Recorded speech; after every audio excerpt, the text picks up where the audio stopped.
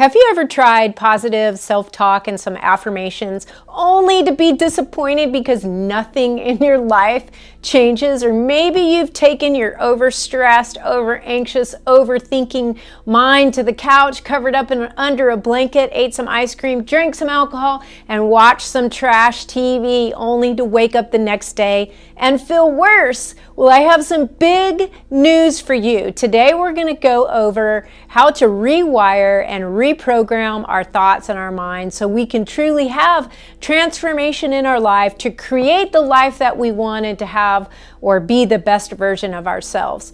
So go ahead and click the like and subscribe and the notification bell, and we're going to get right into, instead of affirmations, try feelings and emotions for transformation. Let's look at the mind for just a minute. So we know that we have a subconscious mind and a conscious mind. And the subconscious mind is the part of the mind that controls our automated processes of the body, such as breathing, digestion of food and the heart pumping. And it also houses our feelings and our beliefs. And then the conscious mind is the thinking mind, and it is gathering information of what's going on around us currently, and it does that through sensory perception or the five senses. And in a recent video, we talked about how when we are in the last trimester in our mom's belly, that's when our brain begins to turn on, and all the way until age 7, we are in delta and theta brain waves, and that is like a dreamlike state because we are at that point downloading the programs from our family of origin about social cues and how to walk and how to talk and what foods to eat and don't smack your lips and all these things that we're getting from our family of origin about how to be a member of society. And some of it is good, but some of us, depending on what kind of household you grew up in, it's not so good. And so we've been talking about how beta brainwaves are very high in frequency, but they are low in amplitude. They're like this big, messy ball where there's not a lot of room for anything to get in because those thoughts are just bouncing all over the place. And so they're very high in frequency, but they're low in amplitude, meaning they don't have any energy going out. They cause us to be contracted and inward focused. So instead of having energy going out into our future, they only have enough energy to bounce around our brain. So in order to affect change, we can't have this business. We can't be anxious and beta tested. We have to get rid of that. And we have to go right after the subconscious, where our beliefs and our feelings are housed. And so the subconscious is engraved or impressed, or the programs are stored by the emotions that we feel of any specific experience. So like, yikes for some of us, because how am I ever going to overcome the amplitude of what has happened to me when I was downloading the programs? And we're going to get into that in a little bit. But, we may have an encounter with someone when we're young, and we're like, ooh, I don't like that. I don't like that kind of person. And then our whole entire life, when we come in contact with someone who reminds us of that one person who we had a bad interaction with, we're like, ooh, I don't like that person. So no concept, book that we read, mamby-pamby affirmation, or driving ourselves into the dirt will ever change our subconscious programming unless it is deeply felt and we have the emotions and the energy to go along with what we are believing and what we are feeling. And that is where we had talked about how these thought forms are bubbling up all around us. And when we have a thought form, such as, let's say we have a lot of fear or anxiety in our life, and a thought form is bubbling up, this entity is bubbling up, and it senses in us a lot of fear and anxiety, it will be attracted to us on a sensory perception level, and then it's going to bring more of those things into our circumstance.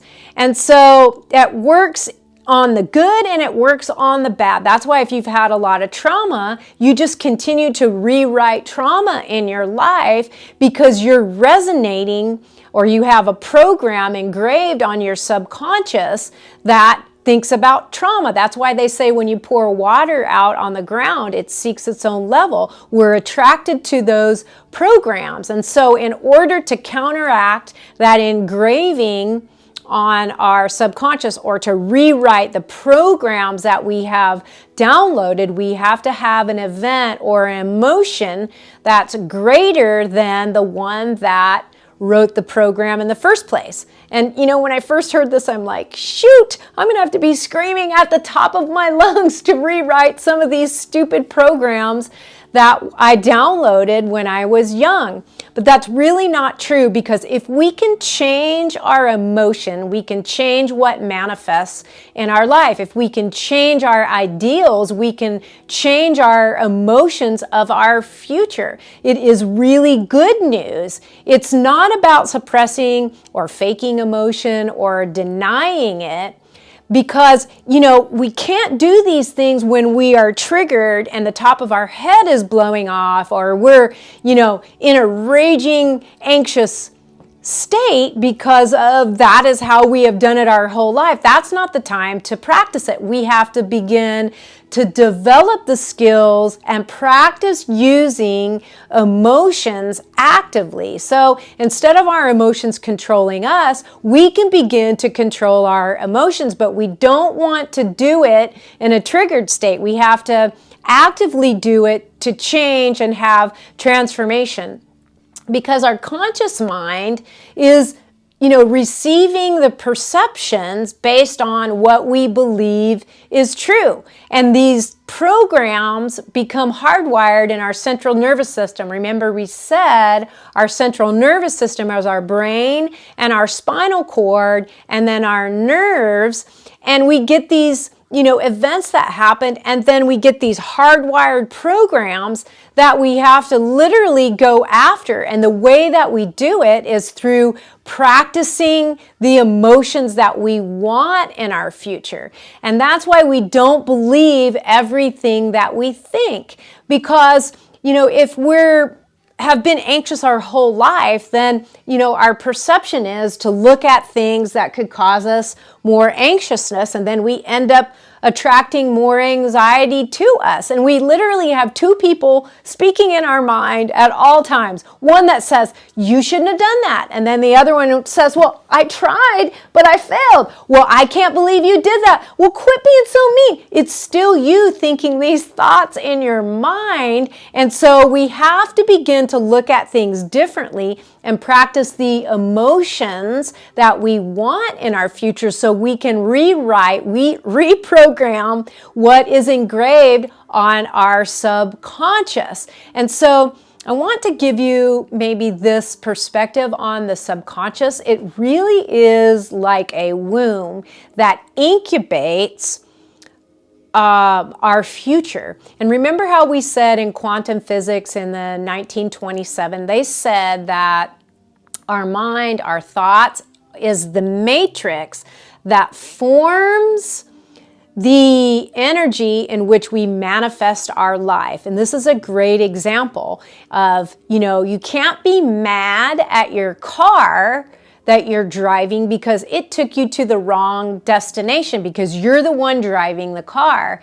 And so the subconscious mind, its job is neutrality, and it just takes what you think and what you feel passionately, and it creates a coherence between that and your outside world. And so we have to begin to practice and develop the skills to control our emotions if we want something different in our future. And I was talking to my niece about it this week. Like, if you're in a raving upheaval, not the time to try to regulate and to modulate and to moderate your emotions, or practice using the emotions that you want for your future. We have to begin to develop a skill outside of when we are triggered.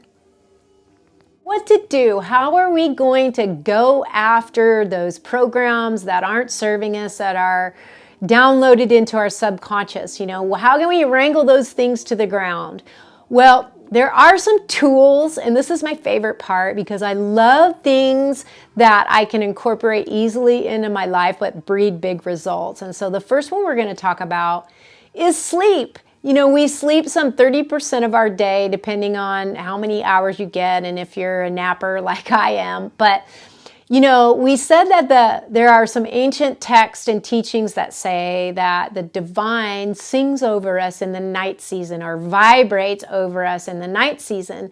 And then in Job 33, it says that when we fall into deep sleep, God opens our ears and seals our instruction. And so sleep then is actually the doorway that the conscious mind goes through to have union with the subconscious. And so since I've been on this journey of awakening and, these mystical experiences, I just keep getting shown patterns that, show up over and over and over again. And one of them is as above, so below, or as in heaven, so on earth. And it applies here as in the subconscious mind, so manifests our life in our consciousness or in our conscious mind. And so, if we are sleeping some 30% of our day, why not use that time to practice the emotion and to change the programs that we've downloaded? And I love what Neville Goddard said about sleep. He said that you should view your sleep as you would a date with a lover, meaning you would never go to such an engagement without being prepared. And it really is where the conscious mind and the subconscious mind have union, and they are communing with one another. The subconscious mind is the womb that incubates, the thoughts and the feelings and the belief and creates coherence in our conscious mind or in our life. And so why not use that time to begin to practice and create what we want in our future? And, one of the ways that you can do that is through just before you fall off to sleep, do a simple heart-brain coherence breath. And what you do is while you're just laying there with your head resting on the pillow, put your hand on your heart and drop your attention down into your heart and start breathing in and out of your heart and recall those things that you're grateful for. We should never go to bed in doubt and regret and remorse and anxiety and disappointment and discouragement. Like, don't go to bed thinking, oh, I gotta go to work tomorrow. Oh, I feel like crap. Oh, I wish I was healed. That has no energy, no power, no amplitude, no energy to create anything in your future. If you just go to bed thinking, oh, I wish I was healed, no bueno. You have to go to bed thinking, I am healed. And it says that we have choice. We know that we're free moral agents. It says, choose you this day, life or death, blessings or cursings. It says, as a man thinks in his heart, so is he. You can understand now why it says, call the unseen as though it were seen, and then the unseen becomes the seen.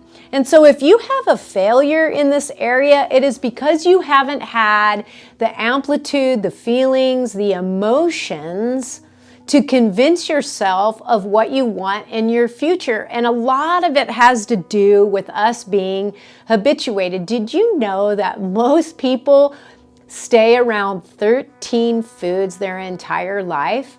They just ate what they ate growing up and they don't venture out and try new things. They become habituated into those old programs. No, I don't like that. They won't even try new things because they're so ingrained in the old beliefs of the old programming. And so you have to begin to shake up the central nervous system and try new things, not only food, but try new experiences. We have to create room and excitement and space because beta brainwaves are very frenetic. And the brainwaves that are alpha and theta and delta are like big waves. The magnitude of those are great. The amplitude of those are great. And we can create that in our lives by shaking up the things that we have always done. If you continue to do the same things that you've always done, you're going to continue to do the same things that you've always gotten. And that's why inviting and creating new emotions and new experiences in your life are great. And then when you go to sleep, be intentional about using those emotions and riding on the high places and allowing the divine to sing over you and vibrate over you and having communion with your conscious mind and your subconscious mind to create a different life.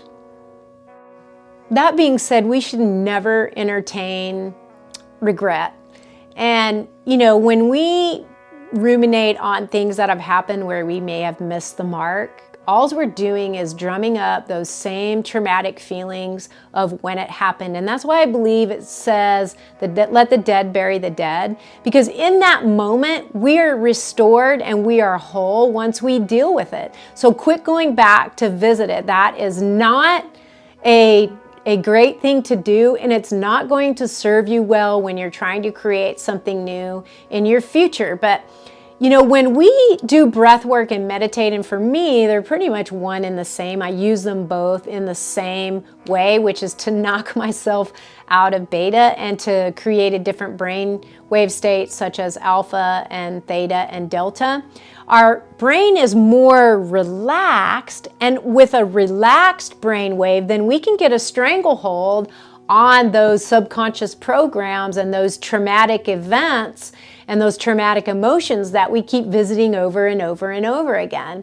And the word picture that was given to me, it's like if you had this piece of dirt that was just hardened and compacted and it hadn't been tilled and it hadn't seen any water, you would not be able to plant a seed in it to grow anything. And that's pretty much the condition of our subconscious when we are not practicing different brainwave states. It just becomes hardened and we can't receive anything new. We can't receive a new concept for our future. And our subconscious is really the incubator or the soil or the plot of land that we plant seeds in to grow a different future. So we have to create space in our subconscious through practicing different emotions. And so when we are meditating and when we are doing breath work, you're literally shutting down the perceptions, the sensory input of the old programs so you can begin to create space so you can plant new concepts, new emotions, and new experiences in your subconscious or where your beliefs and the old programs are.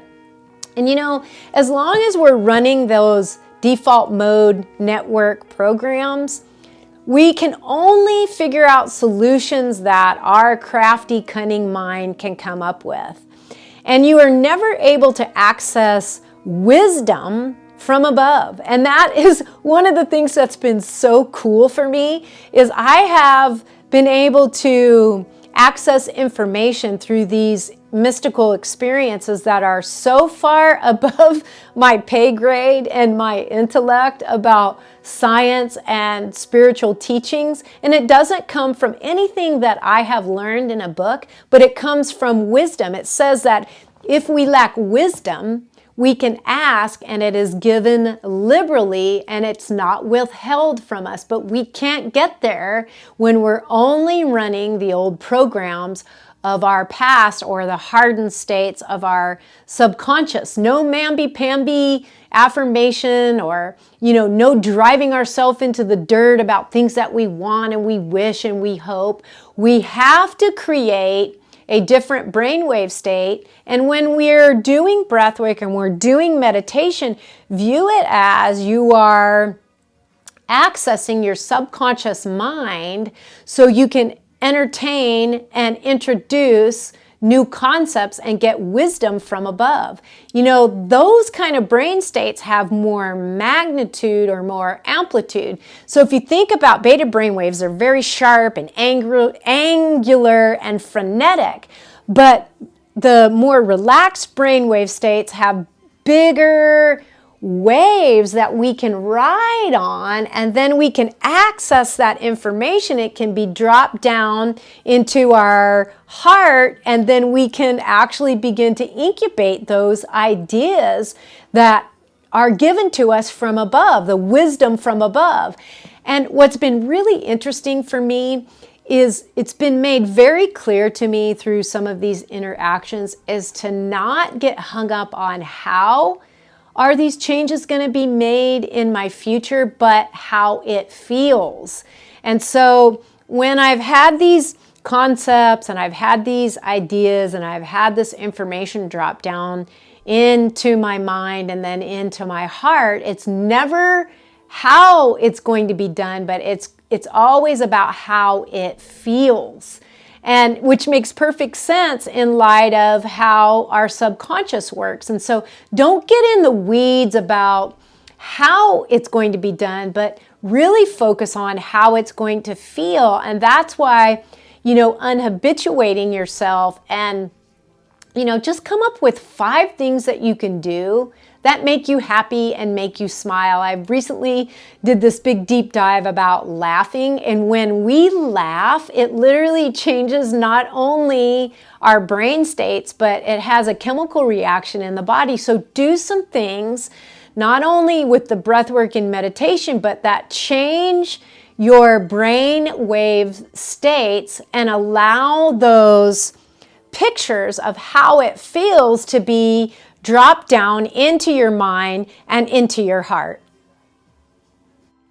So as we wrap up, I want to go over one more thing that has always been like so perplexing to me and seemed really harsh, but now I'm like, I get it. I had the light bulb moment. And it's that saying that says, to those who have, more will be given, and those who do not have, more will be taken away. And I was just like, wow, that seems so bad. But when you look at it in the light of what we've been talking about today, those who have the energy and the amplitude of the emotions that they want to create in their future, more will be given. And those who do not, who practice those old emotions, it will be taken away. And so you can really see now how important it is to be intentional, and especially about your sleep when we're sleeping some 30% of our day. And, you know, view it as the conscious mind is having a union with the subconscious mind. It's like a date with a lover where we're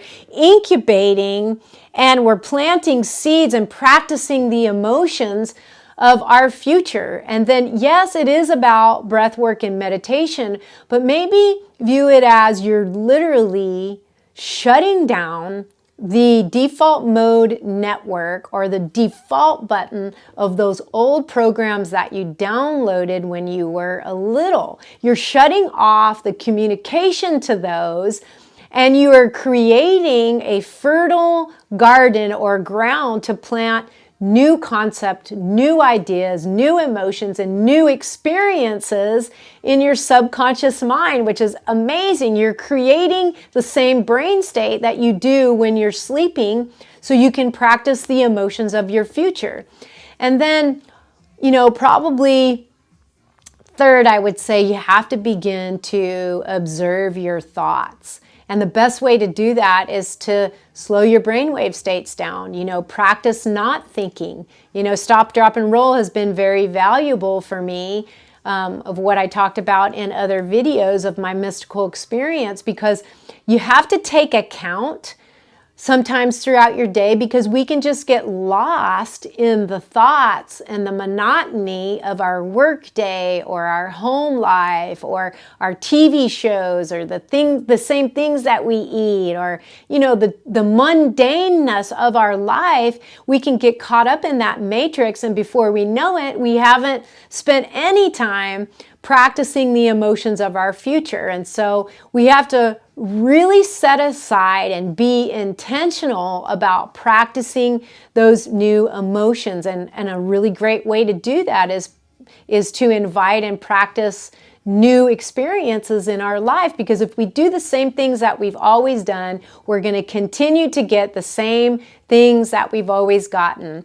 And last but not least, I want to mention journaling. Like, I know it is something that was really big, in the 90s and the early 2000s, but the science is so strong how our subconscious is really tied to writing things down. And so I would just suggest that, to cultivate different emotions, just write 10 things that you're grateful for every day. And then, write the emotions and experiences that you want to have in your future. And then, write some goals that you have set for yourself for the next day and then celebrate those. It doesn't take that long, but it really is so, so valuable. And I want to leave you with this thought is that you have to fight for it. You have a lot of momentum going in the direction of the same things that you've always done from your family of origin and their family of origin. And so we really have to get a stranglehold on our subconscious, and we really have to go after it. We can't just do it by default. We have to feel the feelings and the emotion and the passion. And so next week, I'm going to go over how to use a yoga wheel to change your fitness level, but to also use it as part of your spiritual practice. So please click the like and subscribe and the notification bell so you can be notified when the videos come out. And so if you're going to try any of these, or if this has resonated with you, I would love the feedback. This is so much my passion, and I'm so excited to be able to present this information. I would love to connect with you. So until next time, be blessed.